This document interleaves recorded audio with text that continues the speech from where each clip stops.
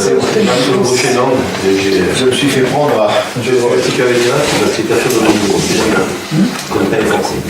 Attendez. Alors, procès verbal de la séance, bon, en place. Le 10 avril 2019 à 21h, le conseil municipal du Mans convoqué s'est réuni en session ordinaire en mairie de Mons, sous la présidence de M. Gérard Banquet, maire de Mons. Présent. Alice Méry Fontano, Carmen Séquier, Christelle Goulard de Pouvoir, Mireille Loquet de Pouvoir, Carrie Combe de Pouvoir, Bernard Daniel, Michel Gordeau, Roger Bertrand, Daniel Pascal, David Guidionne, Franck Royer et Daniel Sauvage. Communication ayant été faite et les membres du conseil municipal n'ayant aucune remarque à formuler, le procès verbal de la séance du lundi 18 février 2019 est approuvé à l'unanimité. L'ordre du jour, lettre d'information en réunion quartier. Donc, je pense que tout le monde a été destinataire de la lettre d'information par les élus, qui a été établie par l'ensemble des conseillers. Alors, il y a de l'information sur la vie de la commune, donc notamment le départ du médecin, alors pour lequel on commence à avoir quelques informations, quelques peut-être possibilités, mais pour l'instant rien de probable. On a informé sur la révision du plan local d'urbanisme, dont on va parler ce soir. On a évoqué les 3 prochaines réunions de quartier sur site, que l'on avait évoqué pendant les premières réunions, donc les dates ont été indiquées sur le document. Ensuite, toutes les animations, tout ce qui va se passer dans la commune, et les rappels de services et autres, notamment la décharge pour les végétaux, qui fonctionne relativement bien, puisque chaque mercredi, on réceptionne à peu près 20 mètres cubes de végétaux, c'est plus qu'à la planète. Voilà. En partie centrale, on a répondu, on a essayé de répondre à toutes les questions qui nous ont été posées pendant les 3 premières réunions de quartier. Donc, dans ce feuillet intermédiaire, il faut que chacun des conseillers adjoints gère un petit peu les demandes qui doivent être faites aux administrations à la poste et tout, donc ça va se mettre en route. Et on le groupera également avec les réunions de quartier que l'on va faire, où certainement on risque de nous demander encore certaines choses. Voilà.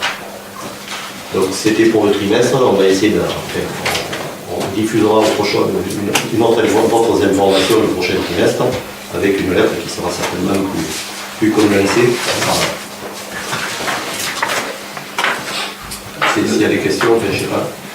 Donc il faut que les adjoints pensent à récupérer et fassent leur travail. Ça a été déposé, ça y est, c'est... Ah oui, tu dois l'avoir.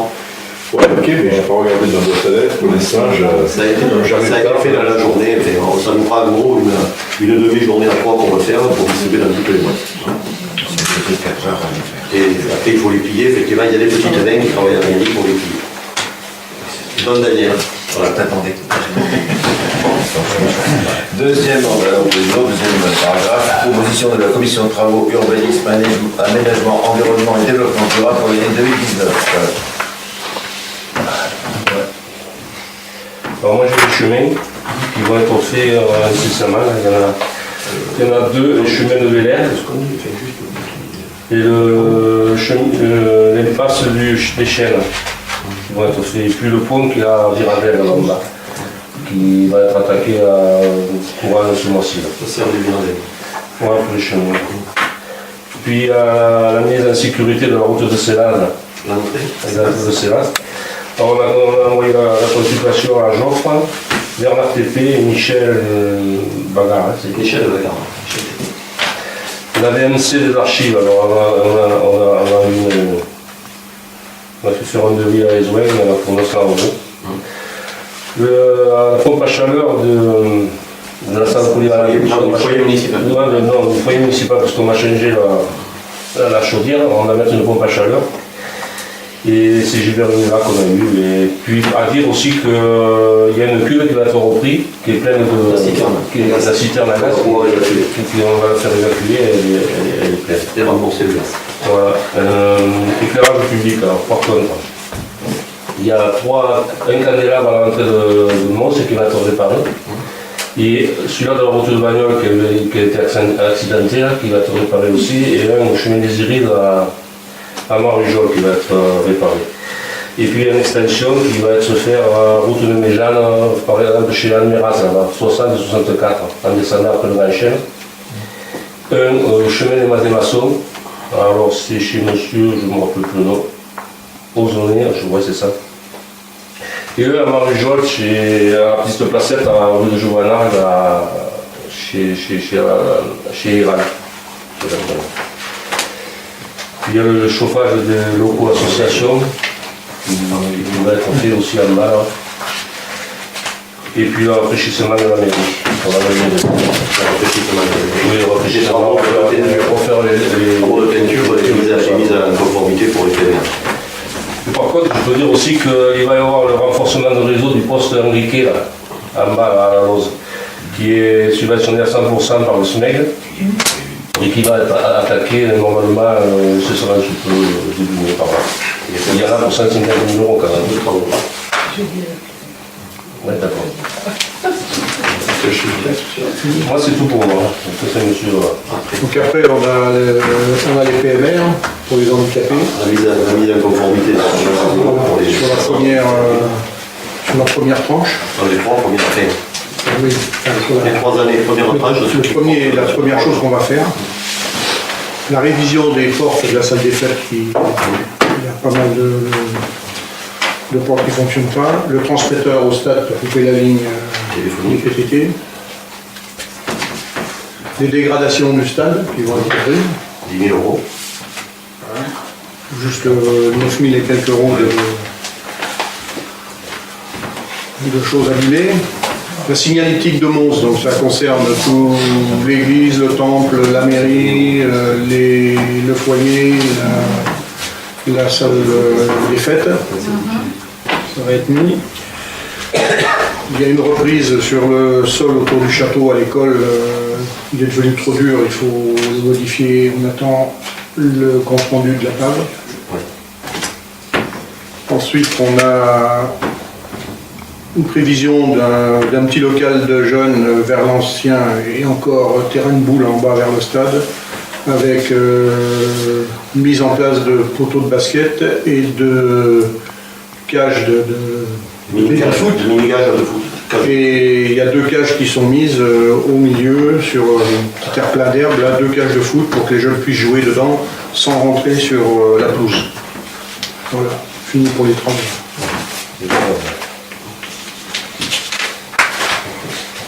Alors après, proposition de la commission culture, madame, c'est à vous. Ici pour aider et je suis gentil, hein. Merci.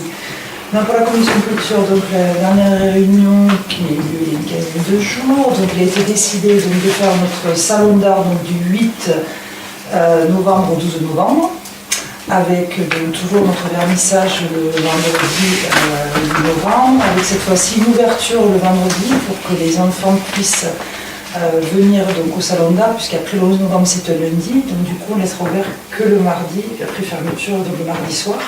Donc la thématique choisie cette année, qui est une thématique, on va dire, d'actualité, ce serait l'Europe. Comme les élections seront passées, donc en même temps, on va solliciter les maîtresses pour faire tout un travail pédagogique avec les enfants sur les questions de l'Europe, avec à travers soit sur les pays européens, donc soit pour faire des drapeaux, enfin pour eux ce qu'elles voudront. En tout cas, nous, voilà, c'est la thématique qui a été choisie.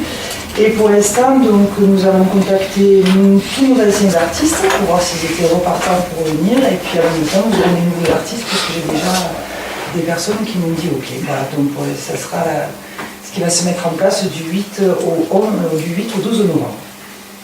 Voilà. Avec toujours la présence de Radio Bleu qui fera une émission sur place d'1 heure. Et le 11 novembre qui sera sur place donc, à la salle polyvalente avec nos anciens combattants qui seront là et en même temps l'accès à notre salon d'art. Voilà.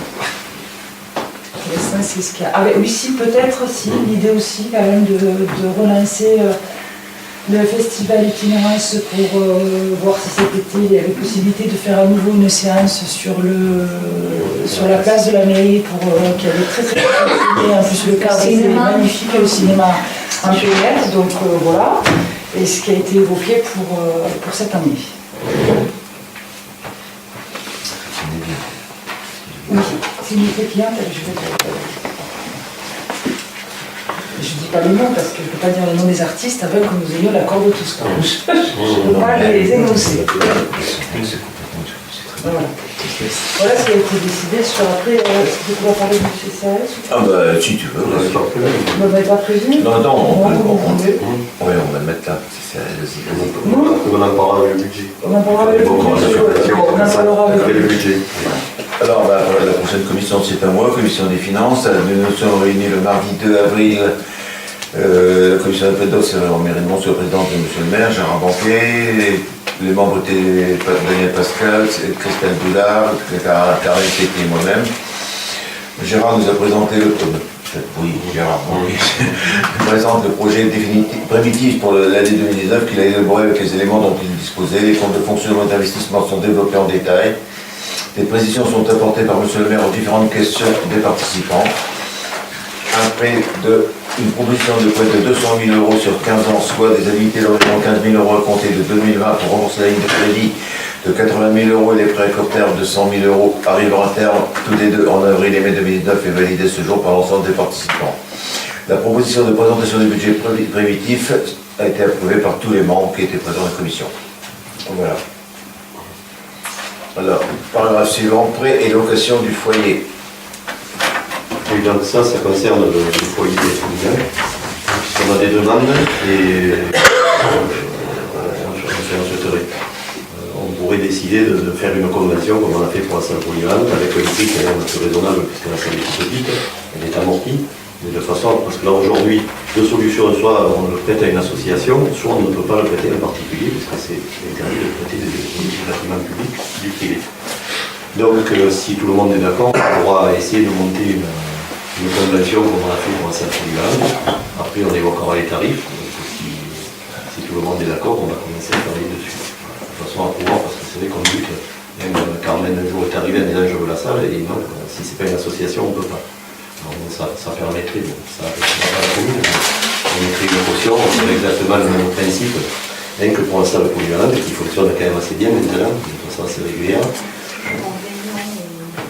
Oui, mais que pour le midi, en fait. Ce serait une utilisation pour des baptêmes, des cérémonies, en fait, des activités qui ne déborderaient pas sur le soir pour ne pas avoir de nuisance sonore vis-à-vis des riverains, puisqu'on avait déplacé le foyer pour cette région. Donc si tout le monde est d'accord, on commencera, on proposera la prochaine réunion. Donc on proposera une convention la prochaine réunion. On dépasse le nombre de Voilà. Alors, après le débat du projet d'aménagement et de développement durable, PADD. donc, alors là, moi je vais faire un peu de lecture, je suis désolé. Il faut qu'on doit aujourd'hui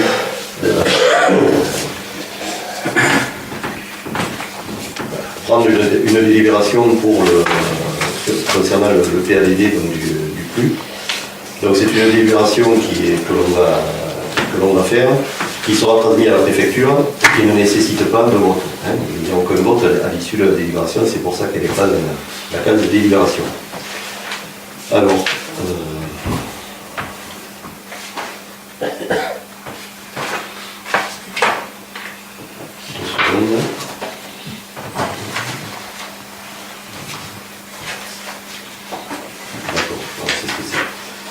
alors, Monsieur le maire rappelle que le conseil municipal a prescrit la réunion du plan local d'urbanisme le 5 avril 2017 par délibération 2017-10 du conseil municipal. L'article L 151.2 du code de l'urbanisme dispose que les PLU comportent un projet d'aménagement et de développement durable, PADD. Selon l'article L 151.5 du code de l'urbanisme, ce PADD définit les orientations générales d'aménagement, d'équipement, d'urbanisme, de paysage, de protection des espaces naturels, agricoles et forestiers, et de préservation ou de remise en bon état des continuités écologiques. Les orientations générales concernant l'habitat, les transports et les déplacements, le développement des communications numériques, l'équipement commercial, le développement économique et les loisirs, retenus pour l'ensemble de l'établissement public de coopération intercommunale ou de la commune. Il fixe des objectifs chiffrés de modération de la consommation de l'espace et de lutte contre l'étalement urbain. Il peut prendre en compte les spécificités des anciennes communes, notamment paysagères, architecturales, patrimoniales et environnementales, lorsqu'il existe une ou plusieurs communes nouvelles. Conformément à l'article L 153.12 du Code de l'urbanisme, Les orientations générales du PADD doivent être soumises au débat du conseil municipal au plus tard 2 mois avant l'examen du projet du plan local d'urbanisme. Monsieur le maire expose alors le projet de PADD. Alors bon, tous les élus ont été destinataires du PADD. Alors je vous propose, je vais lire les grands titres. Hein, pardon ? Oui, les grandes lignes, oui. Sinon, on est encore là. Voilà. Bon, l'avant-propos, je vous le passe. Donc, PADD égale plan local d'urbanisme. Alors, orientation numéro 1, puisqu'il faut parler des orientations, la préservation des principales composantes du cadre de vie bonsoir. Préserver les perspectives et les points de vue paysagers. Préserver l'environnement. Donc ça, c'est toute la ligne. Le PADD consultable à la mairie, ça tout le monde le sait. Orientation 2, un projet urbain centré sur les villages de Mons et Célas et un encadrement du devenir des autres espaces habités. Inscrire le projet dans la continuité des politiques locales en matière de logement. Préserver les espaces agricoles et maîtriser le développement urbain. Maintenir la multipolarité villageoise. Adopter les équipements aux besoins futurs. Développer les services en milieu rural en rapport avec les nouveaux modes de vie. Améliorer la mobilité des bonsoirs. Valoriser le potentiel communal au profit de l'activité touristique. Favoriser la qualité du lien social et la mixité intergénérationnelle. Favoriser l'agriculture filière courte. Promouvoir la coopération territoriale pour le développement de l'offre de soins. Ça tombe bien. Voilà. Donc je pense que tout le monde en a pris connaissance. On y a travaillé, enfin, tout le monde a eu le temps de faire des remarques. Alors si voilà, on est à temps de faire quelques remarques supplémentaires de façon à ce qu'après on puisse diffuser le document à la préfecture.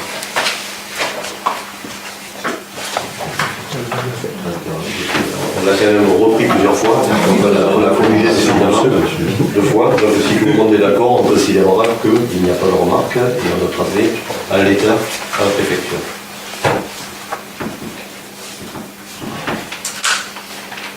Donc le fait de débattre du PADD va figer jusqu'à la révision du PADD, va freiner un petit peu les demandes d'urbanisme qui vont être adressées au service de l'ADS. Bon, si les projets déposés vont dans le sens du PADD, ça ne posera pas de problème, sinon le centre des permis de construire nous interrogera pour avoir notre sentiment. On va fonctionner comme ça jusqu'à la fin de la révision du PADD, pour lequel les dates, je rappelle un petit peu les dates qu'on a mis sur le journal. Donc aujourd'hui on débat du PADD, fin mai à 18h une réunion publique au foyer communal, début juin une permanence individuelle où tous les particuliers qui le souhaitent pourront être reçus en mairie par les urbanistes pour être renseignés sur leur dossier. Courant juillet 2019, l'arrêt du flux, un conseil municipal, et courant novembre 2019, enquête publique. Alors par contre, ce qui va se passer malheureusement pour cause d'élection, c'est que le flux ne pourra pas être voté avant le mois d'avril 2020, puisqu'on n'a pas le droit de voter en période d'élection. Voilà. Bon, ça va nous retarder un petit peu, mais bon, là, malheureusement, on peut pas, avec le calendrier qu'on avait, on ne peut pas faire mieux. Voilà. Proposition, sport, jeunesse, fête, cérémonie, association, prévention. Il n'était pas à l'ordre du jour, mais que j'ai rajouté. Alors le 14 juillet, la commission s'est réunie. On a décidé qu'il n'y aurait pas de feu d'artifice, mais qu'on ferait un spectacle un peu plus conséquent, avec l'orchestre texto, 9 personnes. On doit se réunir encore pour statuer sur les repas, c'est pas décidé. L'orchestre propose pendant l'apéritif, il propose de nous faire un spectacle cabaret, après de nous mettre musique, etc. pendant le repas, et après c'est danse jusqu'à, pas toute la nuit, mais jusqu'à 1h du matin, environ. Cette année, le bar, il n'y aura ni whisky ni pastis, comme le prévoit la loi, mais il y aura de la bière à la pression. Il y aura des alcools de moins de 22 degrés. Tout ce qu'on peut mettre, tout ce qu'individuel. On changera aussi, on mettra des gobelets consignés parce que pour éviter, comme ça nous Il y a demande, du plastique qui traîne partout. pour éviter les plastiques qui volent de partout. Donc les gens donneront leur 1 euro, on leur rendra quand ils rendront le gobelet. Ça c'est pour le 14 juillet. La boule 2000 s'occupera du concours de boules. Ça paraît normal. Après, en prévision, le 13 juillet, on a éventuellement prévu un bal trap avec la chasse. Ensuite, le 8 mai, une gerbe et un vin d'honneur sera fait. Départ de la place à 10h45 et 11h au monument aux morts avec dépose de la gerbe. Et après, un petit apéritif. Voilà. Au foyer. Pour fête et cérémonie. Foyer ou ça peut être Au foyer, oui. Oui, on est à côté. Le 11 novembre, on le fait à main parce que ça se justifie. Mais là, bon, on est quand même malheureusement pas très nombreux. Donc, Et on annoncera les bricanes, de l'exemple pour le bal trap, pour... mais Baltrap, on s'en occupera pas, c'est une association de co-mariés, mais on rentre surtout pas là-dedans. Voilà. Ça, après, il n'y a que le prix des repas, il faudra qu'on délibère avant le mois de juillet, et ça on le sait, pour fixer le prix du repas. Mais oui, ça se faisait sur la charge municipale. Sur la charge. On a des voisins qui ne sont pas trop pénibles. C'est toi qui le dis. Non, mais le cimetière. Les Je parle du cimetière. Et le cimetière, Tu les assumes. sur la fraude de l'animation. On va se retourner là. Donc c'est vrai que le repas, mais il faut d'abord qu'on choisisse le traiteur, l'arrêter et prendre la délibération pour fixer le prix pour pouvoir les encaisser. Parce qu'on a déjà, ça nous est déjà arrivé. Voilà. Donc ça c'est important du plat de Michel. Oui, les devis, voilà, tout. Oui, non, mais surtout qu'on prenne la Il délibération. suffit qu'on se réunisse. Bon, après, Ouais, règlement général sur la protection des données, RGPD. le RGPD. Donc là, depuis vendredi dernier, on a mis en place la sauvegarde des données. Donc on a tous les fichiers de la mairie qui sont sauvegardés dans une salle blanche, au cas où il y a le feu à la mairie. Enfin, bon, c'est une obligation de toute façon, depuis pas mal de temps. Donc c'est en place, hein, et toutes les données de la mairie sont sauvegardées à l'extérieur. Et on a quand même en même temps rénové un petit peu le réseau informatique et on dispose d'un traceur qui va nous permettre de faire de la signalétique sur le rond-point ou ailleurs de la commune.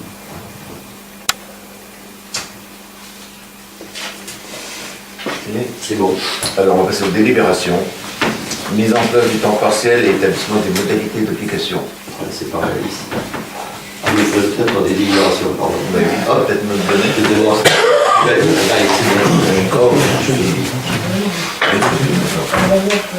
Attention, tu t'engages à y aller, toi, non? C'est pour ça que je me donne.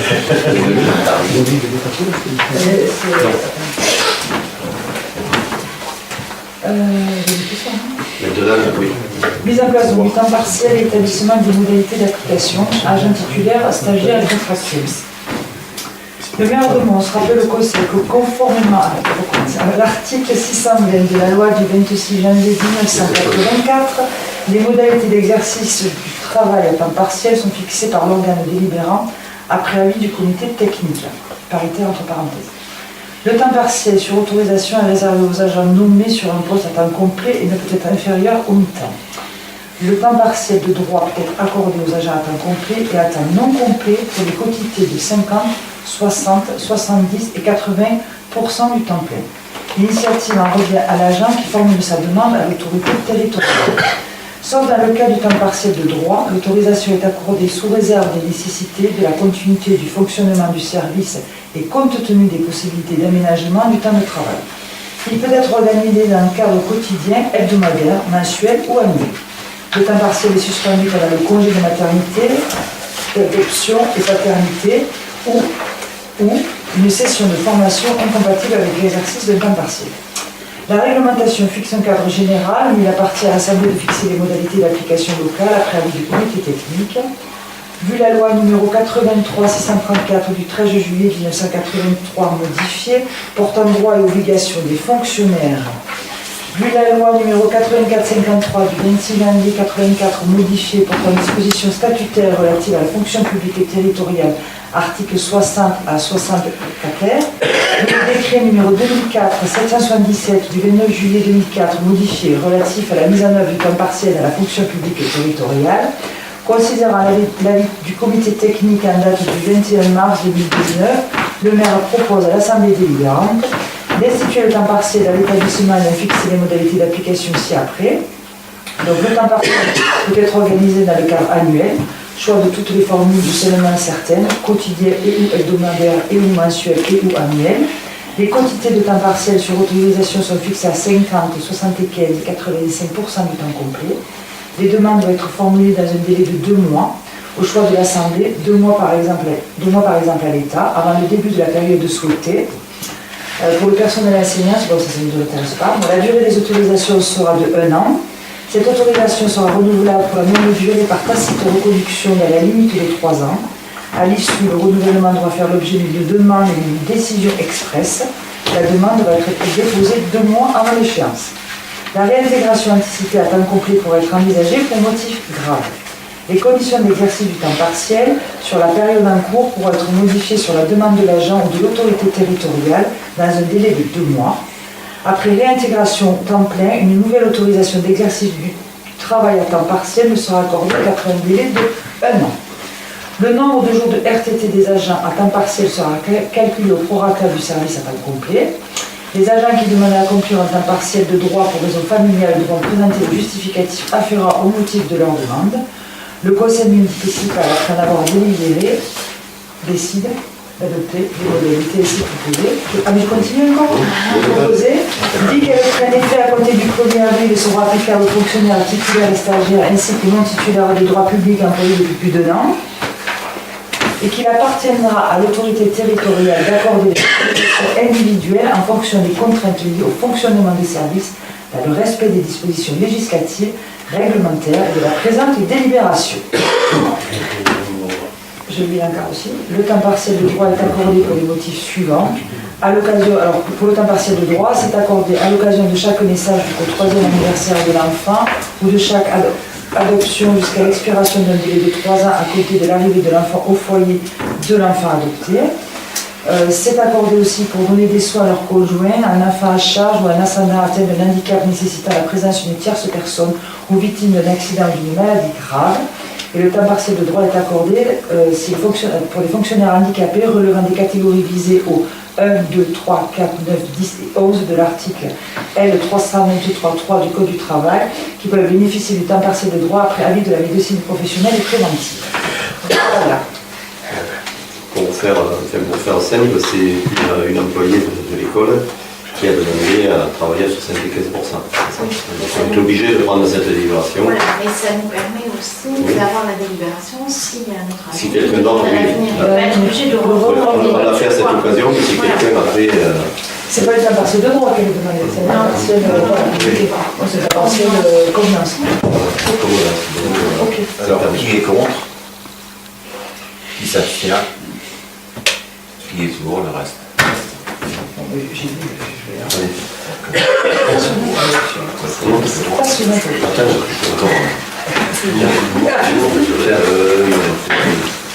c'est encore des articles, je sais pas trop.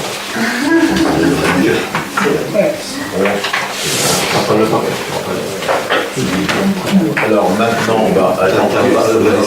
On va laisser finir la signature.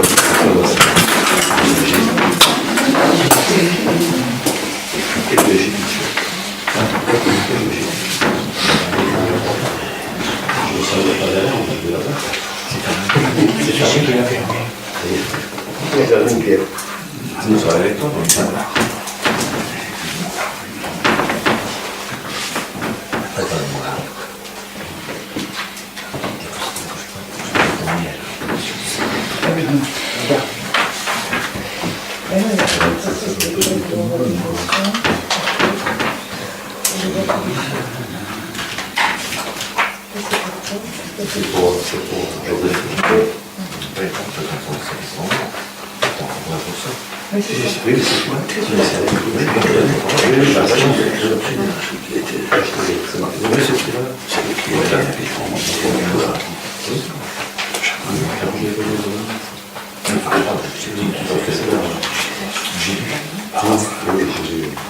C'est vrai que ça va bien. On a tous au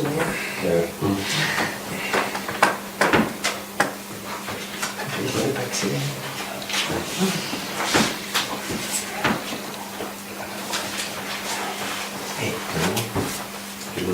C'est un peu chiant. C'est moi. Oui. Non, je vais pas trop. Oui, je suis signé. Non. Le remplir, bah, je le remplis après. Maintenant, prime de service et de rendement. Allez, mon collègue. Alors, je vous lis la délibération. Donc, mise en œuvre de la prime de service et de rendement. Le conseil municipal, sur rapport de M. le maire, vu le Code général des collectivités territoriales, vu la loi numéro 83-634 du 13 juillet 1983, portant droits et obligations des fonctionnaires et notamment son article 20, vu la loi numéro 84-53 du 26 janvier 1984, portant dispositions statutaires relatives à la fonction publique territoriale et notamment son article 88. Vu le décret numéro 91-875 du 6 septembre 1991, pris pour l'application du premier alinéa de l'article 88 de la loi numéro 84-53 du 26 janvier 1986, vu le décret numéro 2009-1558 du 15 décembre 2009 relatif à la prise de service et de rendement alloué à certains fonctionnaires relevant du ministère de l'écologie, de l'énergie, du développement durable et de la mer, en charge des technologies vertes et des négociations sur le climat. Vu l'arrêté du 15 décembre 2009 fixant le montant des primes de service et de rendement alloués à certains fonctionnaires relevant du ministère de l'écologie, de l'énergie, du développement durable et de la mer, en charge des technologies vertes et des négociations sur le climat, considérant que conformément à l'article 2 du décret numéro 91-875 du 6 septembre 1991, il appartient à l'Assemblée délibérante de fixer dans les limites prévues par les textes et la nature, les conditions d'attribution et le taux moyen annuel de la prime de service et de rendement applicable à chaque grade. Donc les bénéficiaires, donc, après en avoir délibéré, décident d'instituer selon les modalités ci-après, dans la limite des textes applicables à la fonction publique d'État, la prime de service et de rendement aux agents relevant des grades suivants. Grade de la fonction publique territoriale, le grade de technicien, la fonction au service et technique, le taux annuel de base est de 1010 et le montant individuel maximum en euros est de 2020. Si l'agent est seul de son grade, l'attribution individuelle peut être déterminée en prenant en compte le double du taux annuel de base et ainsi dépasser le crédit global. Il précise que le PCR sera octroyé aux agents non titulaires de droit public sur la même base que celle applicable aux fonctionnaires stagiaires et titulaires des grades de référence. Alors éventuellement pour les ingénieurs en chef, dans la mesure où les taux annuels de base prévus dans l'arrêté ministériel du 15 décembre 2009 sont inférieurs aux anciens taux de la PSR, les ingénieurs en chef de classe normale, en fonction à ce jour de la collectivité, conserveront leur montant indemnitaire antérieur au titre de l'article 88 de la loi 84-53 du 26 janvier 1984. Les critères d'attribution. Conformément aux dispositions réglementaires en vigueur, le montant individuel de la PSR tiendra compte non seulement des responsabilités, du niveau d'expertise et des suggestions spéciales liées à l'emploi occupé et de la qualité des services rendus, mais également des critères d'attribution fixés ci-dessous. Donc, ces critères d'attribution, c'est la manière de servir de l'agent, appréciée notamment en vue de l'évolution, l'évaluation mise en place au sein de la collectivité, l'animation d'une équipe, les agents encadrés, la modulation compte rendu des missions différentes confiées dans chaque service, la charge de travail, la disponibilité de l'agent. L'attribution de la PSR au taux maximum à un agent nécessite une diminution corrélative à l'encontre des autres agents du même grade afin de respecter les limites financières du crédit global, sauf si l'agent est seul dans son grade. Article 3, les modalités de maintien et de suppression de la CPR. Vous référez au décret numéro 2010-997 du 26 août 2010. Article 4, périodicité du versement. La prime de service et de rendement sera versée selon une périodicité annuelle. Article 5, code de revalorisation. Possible que l'Assemblée délibérante vote les montants et les taux maximaux fixés par les textes réglementaires. Alors, cet article précise que la prime de service et de rendement fera l'objet d'un ajustement automatique lorsque les montants ou les taux seront revalorisés ou modifiés par un texte réglementaire. Article 6, la date des faits. Les dispositions de la présente délibération prendront effet au 1er mars 2019, au plus tôt à la date de transmission de la délibération au contrôle de légalité au regard du principe de non-rétroactivité d'un acte réglementaire et de son caractère exécutoire dès lors qu'il a été procédé à la transmission de cet acte aux représentants de l'État dans le département. L'attribution individuelle décidée par l'autorité territoriale fera l'objet d'un arrêté individuel. Les crédits correspondants seront prévus et inscrits au budget. Voilà. Bon, là, l'explication, c'est pour notre responsable des services techniques qui, depuis qu'il est monté en grade, depuis 10 ans, comme nous avons appris au personnel de la mairie, n'a pas eu de prime de verser. Donc c'est pour rattraper. On ne peut pas rattraper le temps perdu et pour pouvoir lui verser une prime, au même titre qu'à tous ses collègues. Et on est obligé de prendre, on a regardé avec le centre de gestion pour arriver à quand même, parce qu'il nous a pas embêté avec ça, mais là je pense que la moindre des choses, c'est quand même de régulariser. Et c'est le montant maximum en euros qui est attribué. Oui, parce que je ne vais pas trahir le secret, mais il va toucher moins que ce qu'il avait avant. Bon, c'est comme ça, on peut pas, c'est le maximum que l'on puisse faire. Ben oui. Oui. Alors, qui est contre? Qui s'abstient? Qui est pour?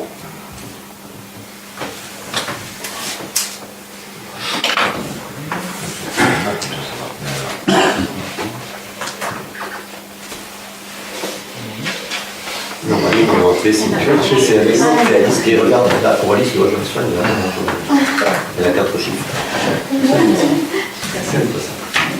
C'est moins vite que Il faut en circuler parce qu'il faudrait qu'il fasse beaucoup de Oui, mais ça.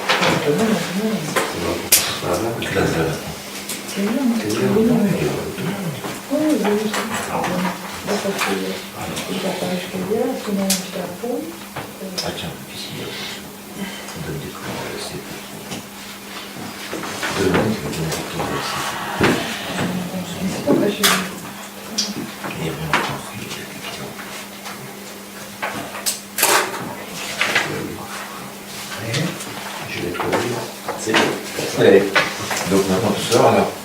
Non, Mais oui, mais conformément à l'article L. Pardon? Il n'y a pas le prêt à Ah non, non, non. Ah bon? Non, non, c'est Après. Nous passons dans son temps,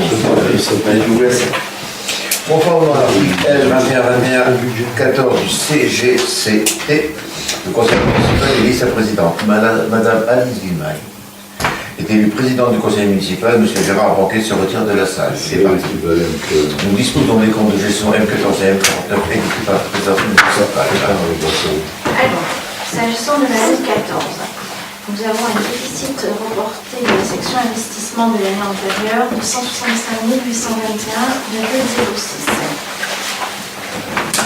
Qui correspond à des dépenses d'investissement de 582 246,77 €, avec un déficit N-1 de 20 897,56 €, des recettes de 437 322,75 €, soit un déficit de 165 821,06. Pas d'excédent reporté sur la section fonctionnement. Le seuil d'exécution, donc on a un seuil d'exécution de la section investissement de 84 767,86 €, qui correspond à des dépenses d'investissement de 269 890,67 €, pour des recettes de 185 122,81, soit un déficit de 84 767,86. Un solde d'exécution pour la section de fonctionnement de 175 326,57 qui correspond à des recettes de fonctionnement d'1 107 041,12 €, moins des dépenses de 931 714,55 €, soit un excédent de 175 326,57. Pas de reste à réaliser, mais un besoin net de la section d'investissement estimé à 250 588,92 €.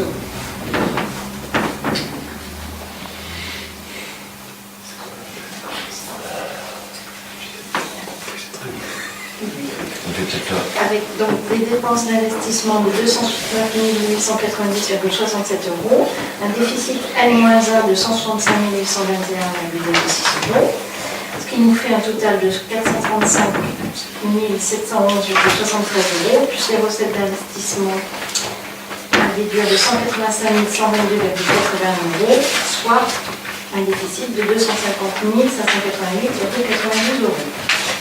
L'excédent de fonctionnement capitalisé se monte donc à 175 326,57 €.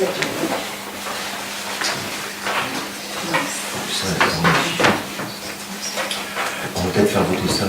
On fait voter ça Papa. d'abord. Qui est-ce qui est contre? Qui est-ce qui s'abstient? Qui est-ce qui est pour?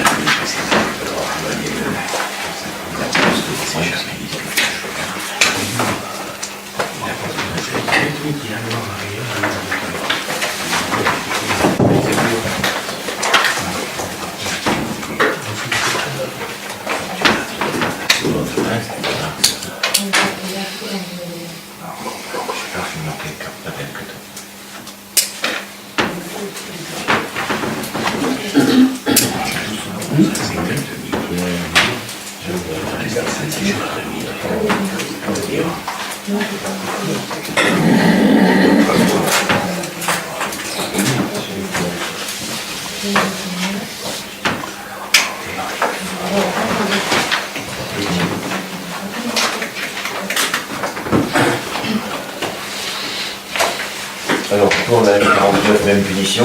Voilà, donc excédent reporté de la section investissement de l'année antérieure, 89 764,87 €, qui correspondent à un report N-1 de 78 090 €, plus des recettes de 11 174,79 €, soit un total de 89 764,79 €. Pas d'excédent de reporté sur la section de fonctionnement de l'année antérieure. Un solde d'exécution de la section d'investissement de 24 209,87 €, qui correspond donc, celui-là, aux recettes d'investissement et on n'a pas de dépenses. Après, on a un solde d'exécution de la section de fonctionnement de 18 444,71 €. Alors, aux recettes de fonctionnement, 8 233,32 €, moins les dépenses, 19 788,61 €, soit 18 444,71 €. Voilà. Donc, reste à réaliser, on n'a pas. Besoin net, on n'a pas. Excédent de fonctionnement capitalisé non plus. Et on a bien donc un excédent de résultat de fonctionnement reporté à 18 444,71 €. Voilà. Qui est contre? Qui s'abstient? Qui est pour?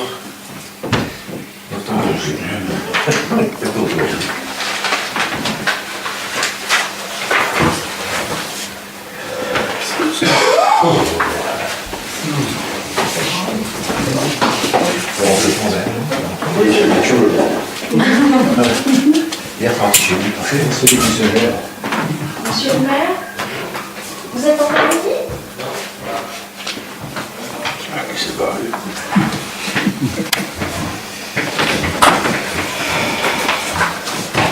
J'étais obligée. Oui, pardon. Tiens.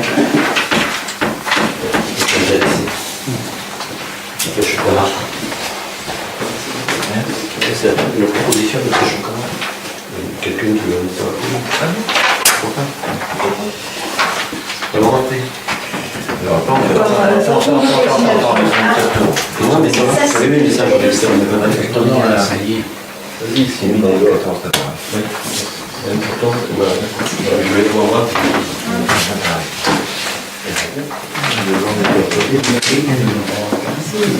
Votre des trois taxes, là. Envoyé, machin. Oui, oui, j'ai votre des trois taxes. Alors, je m'occupe de votre des trois taxes. Faire ça avec On demande des discussions.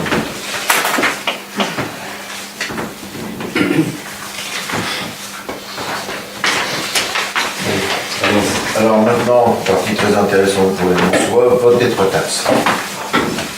bon, donc on a reçu les taux de taxes décidés pour cette année. Donc on va conserver, si tout le monde est d'accord, les taxes de l'année dernière. Donc on a pour la taxe d'habitation 14,26%, pour la taxe foncière 13,26%, et la taxe foncière non bâtie 54,29%.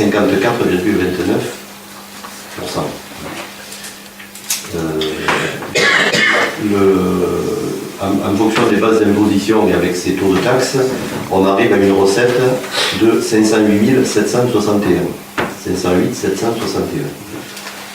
S'ajoute à ça le total des allocations compensatrices, c'est-à-dire c'est les gens qui ne paient pas leur taxe d'habitation foncière ou bâtie non bâtie, et c'est l'État qui paie à la place, ce qui représente un montant de 20 331.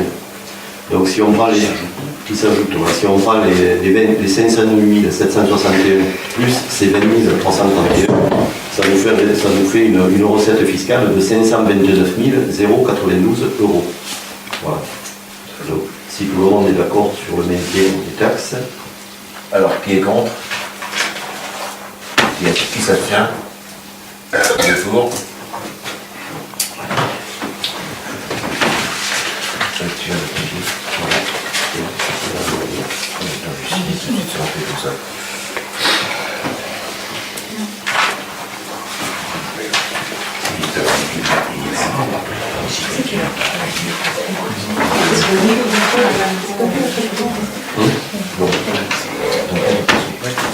Oui, je vais passer rapidement sur le fait pour le moment après.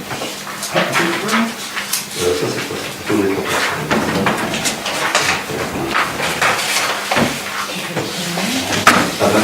je serai monté le travail, je serai là dans le budget. Pour expliquer pourquoi, voilà. Le budget, oui, c'est ce que je vais faire. Par contre, je vais quand même voter le prix. Avant le budget. Non, c'est pas. Non. Oui, c'est pareil. Ça, je peux montrer là. Bon, c'est bon, bien sûr. Vas-y, tu présentes maintenant. Budget primitif, M49 et M14. Voilà. Le voit après. Alors la M49. Donc la M49, c'est les réseaux. Hein. Donc ça, c'est on va dire une affaire qui marche parce que tous les ans, le principe, c'est que l'on dépense 19 788 €, qui est une charge fixe pour les travaux qui ont été effectués par le syndicat qui ont contacté un prêt. Donc ça nous coûte soit soit. donc, ça fait plusieurs années que c'est le montant est le même, 19 761. Oui. Et on a des recettes pour 38 000 prévisionnelles pour 38 500 €, c'est-à-dire que tous les ans, on met de côté 18 711 € et 39. Alors actuellement, pardon, ah oui, j'ai pas signé. Ouais, que c'était fini. Je signe ça. Oui. Actuellement, d'année en année, on a un compte qui a augmenté forcément et on se retrouve avec un trésor de guerre de 151 130 €. Voilà. C'est quand même une somme conséquente.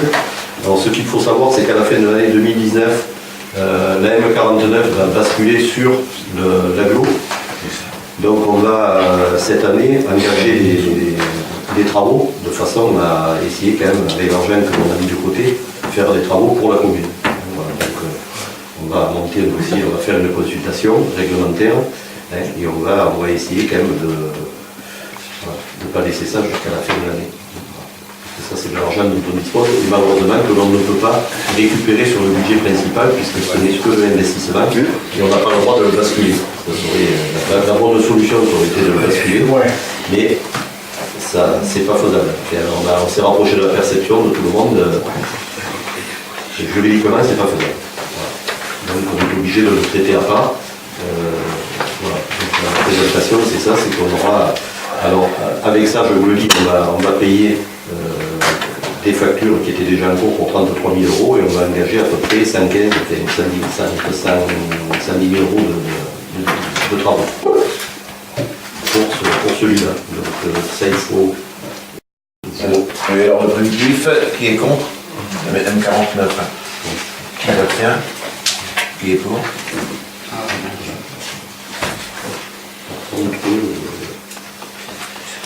Ah si,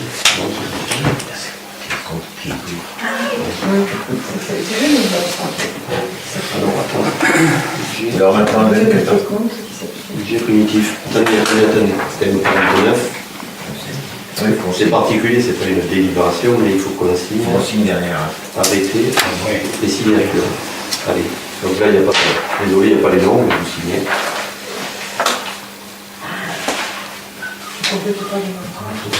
Non, je crois. Si je veux, comme ça, il y a une écriture. Parce que sinon,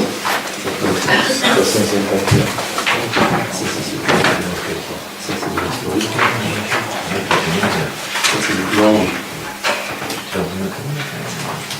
de chiffres?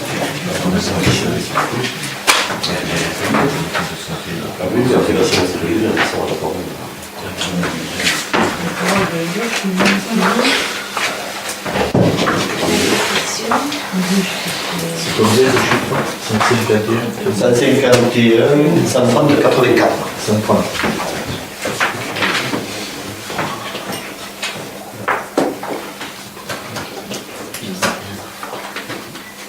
Pardon? Donc on va pouvoir en signer. Ah, 2 fois, oui. Ah, bah oui, oui. Je ne vois pas si une deuxième fois. Oui, je pense.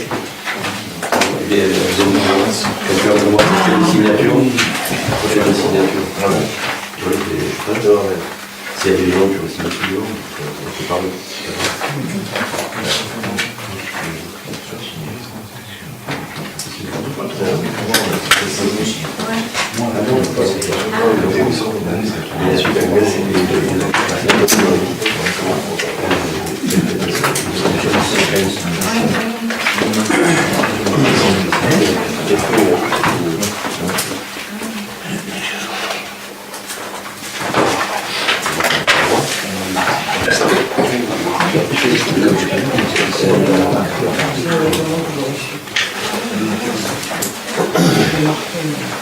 alors, maintenant le budget principal. Donc le budget principal, l'année 14, pour l'année 2019 en prévisionnel, on a en dépense de fonctionnement tout ce qui permet de payer les salaires, tout ce qui n'est pas de l'investissement, toutes les charges, on arriverait à un montant de 911 996 euros. Les recettes, 1 146 827,08. En investissement, 175 700 euros de dépenses. Et en recettes, 319 523,86. Le report de l'exercice N-1, section d'investissement, on a un déficit de 250 588,92. Donc quand on fait la différence entre les recettes et les dépenses, on arriverait à un résultat de 128 000 euros pour pouvoir faire des travaux. Plus 20 000 euros qui viendront tout à l'heure de la différence entre le prêt et le prêt que l'on va contracter et les prêts que l'on a remboursés, ça nous fait une disponibilité de 148 000 euros. En gros, on va pouvoir faire un investissement 148 000 euros, ce qui permettra de payer les travaux qui ont été annoncés au départ. Une partie, enfin pas une partie, les travaux, il restera encore de l'argent pour faire autre chose. Voilà. Alors, on a parlé tout à l'heure d'un prêt de 200 000 €. Il est vrai qu'au mois d'avril et au mois de mai, on doit rembourser une ligne de trésorerie de 80 000 € et un prêt à court terme de 100 000 €. Donc on a 180 000 € à rendre dans la banque. Donc ce qui nous oblige, ce qui nous impose pratiquement de faire un prêt sur 15 ans de 200 000 €, on en a parlé, avec des annuités de 15 000 €. Aujourd'hui, l'endettement par habitant dans le Gard est de 986 €. Pour les communes de 500 à 2000 habitants dans le Gard toujours, c'est de 621 €. Alors pour la commune de Mons, en fin 2018, on serait à 652 €. Pour fin 2019, 559 €. Pour fin 2020, en intégrant les 15 000 € d'annuité, on tombe encore à 522 €. Et s'il ne se passe rien entre-temps, fin 2021, on tomberait en dessous de 500 €, on serait à 495 €. Voilà. Le fait de prendre le prêt, elle n'endette pas plus la commune, puisque la situation est identique. Qui tombe, plus ça tombe à mesure. On a un pompier qui va faire une compensation avec celui-là. Voilà. Donc si on veut que la commune avance un petit peu et qu'on puisse aller de l'avant, je pense qu'on n'a pas d'autre solution que de faire ce prêt pour éliminer. La commune, en fait, n'était pas aussi endettée que ça. Elle était endettée pour un an parce qu'il y avait des travaux et tout ça. Je m'appelle, je vais expliquer ça. Je leur explique parce que j'entends dire des gens qui étaient cassés parce que tu avais foutu la trésorerie. Alors ça me gêne un peu, vous voyez. Voilà, c'est tout même bord de ça. Donc sur le budget primitif que vous avez, il ressort effectivement pour l'investissement une somme précise de 147 305,19 €. Alors, il faut savoir qu'aujourd'hui, c'est un budget primitif, donc c'est un prévisionnel par définition. Bon, la chance que l'on a, c'est que le fait fin mars, donc on a pratiquement un trimestre de fonctionnement. On a permis de vérifier les chiffres qui ont été mis, puisqu'il y a tous les comptes. Vous dites bien qu'avec des sommes comme ça, il y a des détails. Donc on a pu contrôler pratiquement tous les comptes.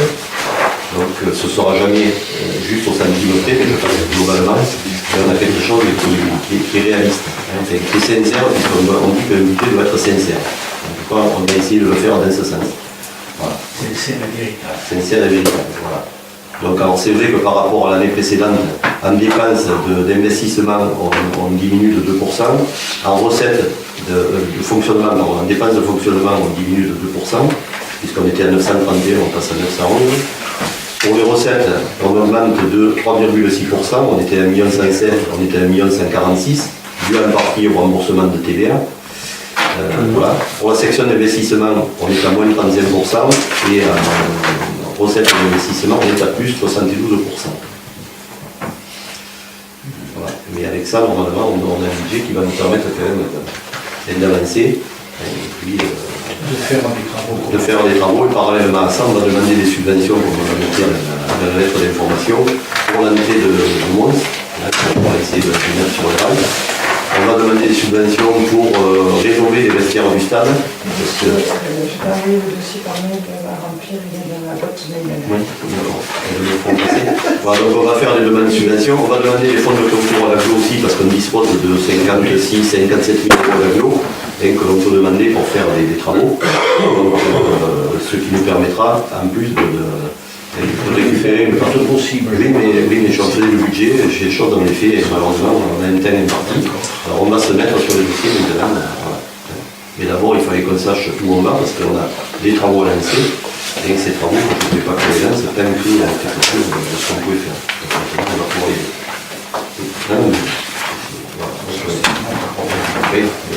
C'est le mien, c'est moi qui m'engage. C'est toi qui t'engage. Donc je voulais savoir où on était. Si je vois l'allergie. Donc là, je pense qu'avec ça, on a quelque chose qui va fonctionner pour le temps. Après, on en reparlera à la fin de l'année. Bon, on a fait de l'année. Oui, tous les 6 mois, non, moi j'ai déjà fait un passage à 3 mois. Parce que les 3 mois, et donc on a les 3 mois de fonctionnement, un trimestre complet avec les salaires et tout, donc on a pu recouper un petit peu, on a pu recouper pratiquement tous les comptes. Voilà ce qu'on va faire, on a décidé de faire un passage tous les 3 mois. Voilà. Voilà. Donc alors, on a voté le budget productif, qui est contre? Là, je vais faire une passe, qui est pour? Voilà, on n'en parle plus. Qu'est-ce qui s'abstient? J'ai un bon. Oui, mais le tenir après. C'est pour ça qu'on dit le Oui.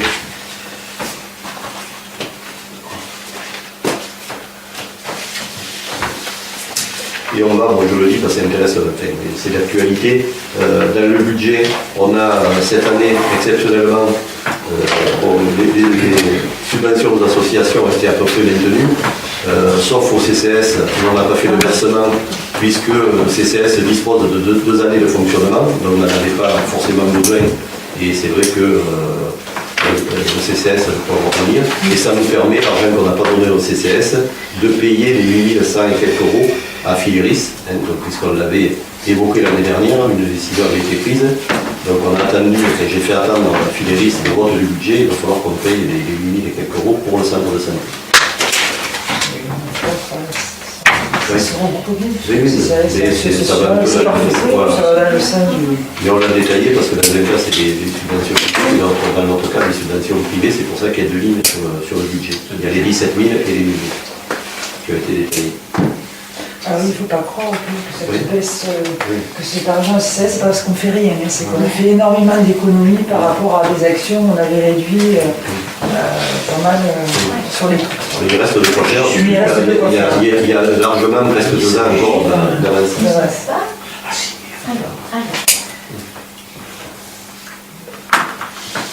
Et on continue les actions traditionnelles.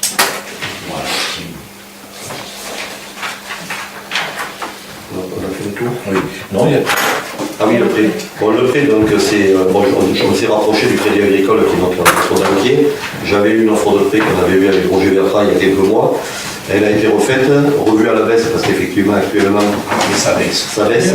Donc, pour 200 000 euros sur 15 ans, les annuités, donc j'ai dit 15 000, c'est 15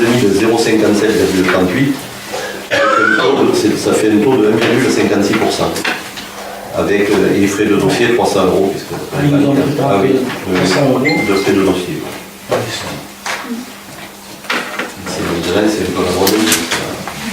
On peut se battre. Il faut faire voter pour le prêt. Oui, alors qui est contre? Qui s'abstient? Qui est pour?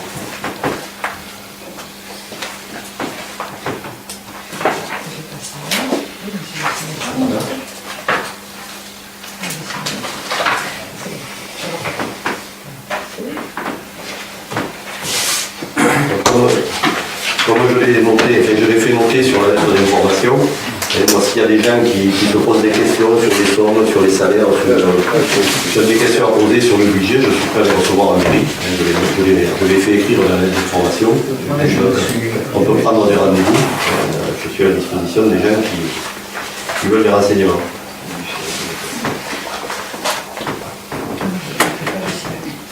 Je voudrais poser une question. Au niveau des subventions, moi je faisais le calcul du cas où j'y étais.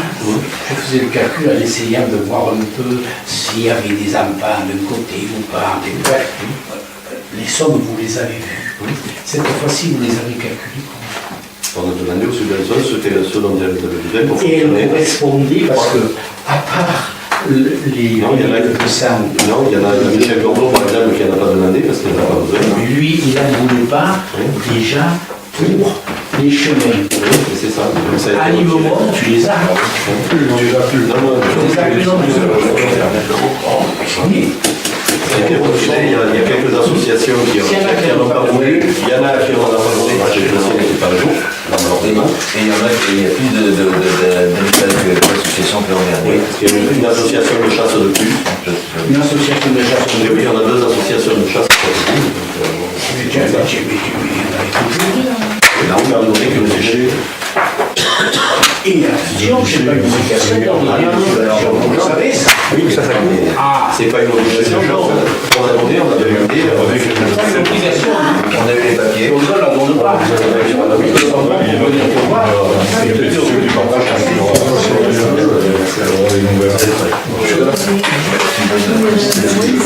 C'est